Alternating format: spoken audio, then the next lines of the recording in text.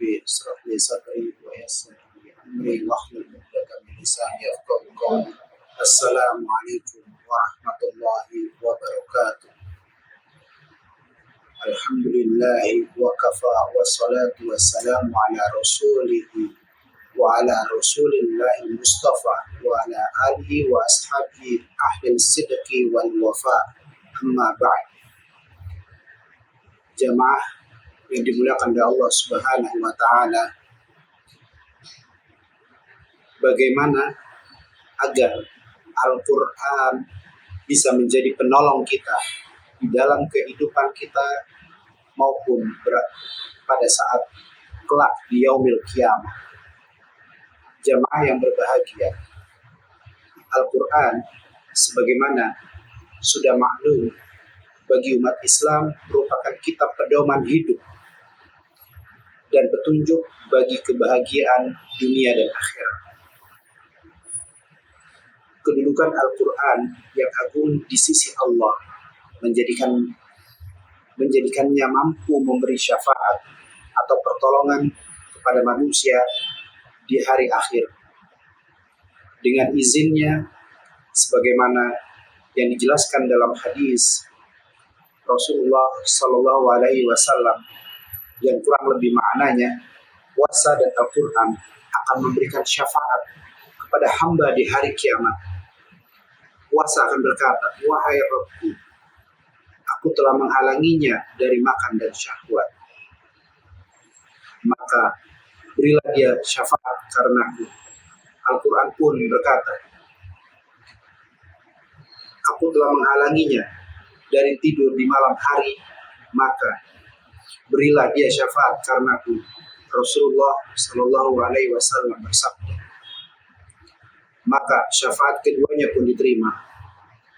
Dalam riwayat lain, Rasulullah Sallallahu Alaihi Wasallam bersabda, bacalah Al-Quran karena sesungguhnya ia akan datang memberi syafaat bagi pembacanya di hari kiamat.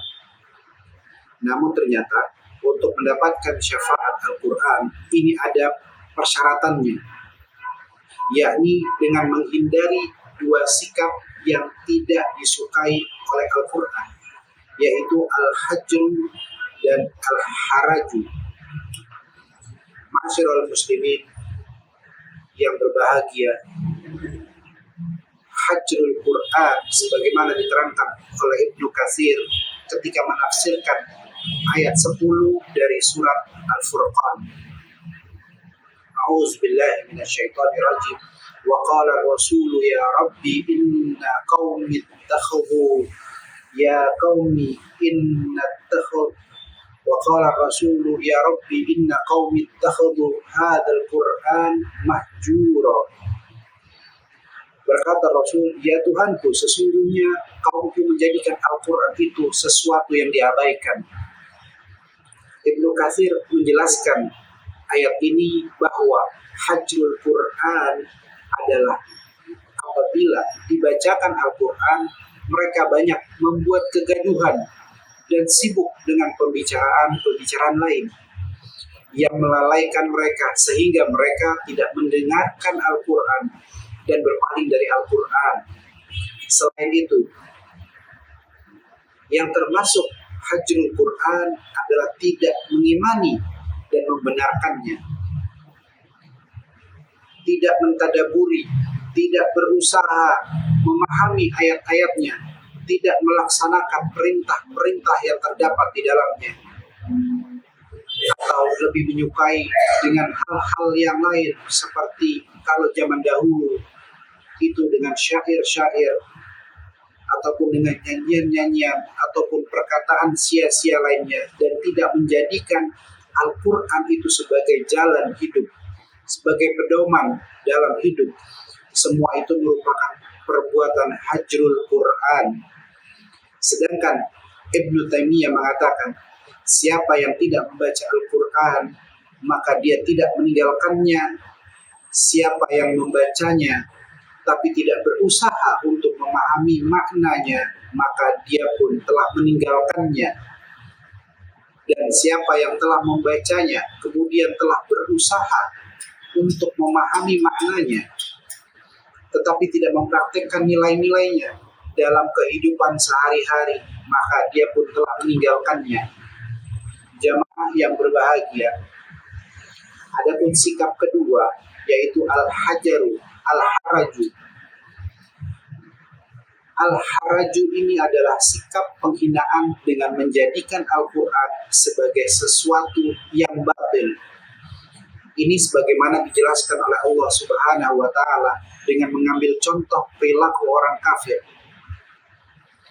Di dalam surat Al-Mu'minun ayat 67 yang artinya dengan menyombongkan diri terhadap Al-Quran itu dan mengucapkan perkataan-perkataan keji terhadapnya di waktu kamu bercakap-cakap atau berbicara di malam hari.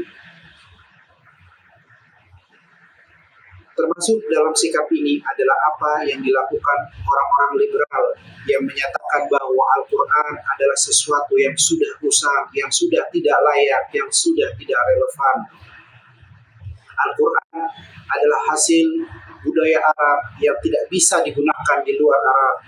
Al-Quran perlu direvisi agar bisa mengikuti perkembangan zaman dan lain-lain sebagainya. Banyak orang-orang di sana yang ingin mengubah Al-Quran, termasuk dalam sikap al-haraju. Sikap al-haraju ini juga adalah menjadikan ayat-ayat Al-Quran sebagai alat legitimasi terhadap perbuatan atau keyakinan yang tidak benar, serta menjadikan Al-Quran sebagai alat kampanye kebatilan, karena semua itu adalah bentuk dari sikap penghinaan terhadap Al-Quran.